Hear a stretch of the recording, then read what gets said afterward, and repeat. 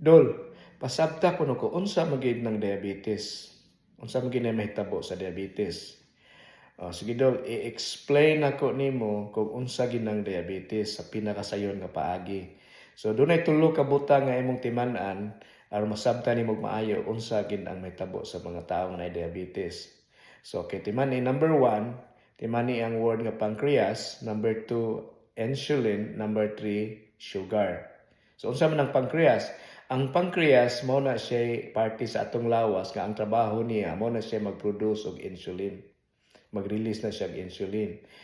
Unya, unsa po ng insulin? Ang insulin is a hormone na siya nga ang iyang function, iyang trabaho, mo na siya sakyan sa imong sugar para ma-transport ang imong sugar ngadto sa parte sa atong lawas nga nagkinahanglan og sugar sama sa atong brain or sa atong utok.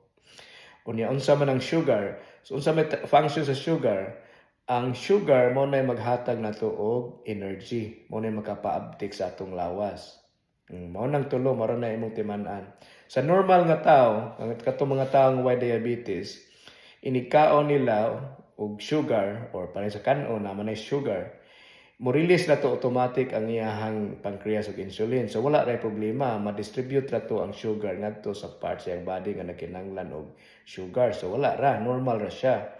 Sa mga tao nga diabetic, kung doon na diabetes ang tao, inikaon niya o ice cream baron or anything as sweets or inom siya soft drinks, ang iyahang pancreas, either wala na siya nag-release og insulin, or kung nag-release man siya og insulin, wala matarong og gamit.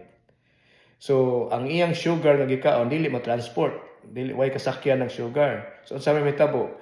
Ang sugar adto mopundo sa iyang dugo, sa blood circulation. So, inig-testing karon sa iyang sugar, iyang blood, doon taas kay sa sugar. High blood sugar siya. So, mo gina siya mahitabo sa diabetes. Ang function sa pancreas wala matarong.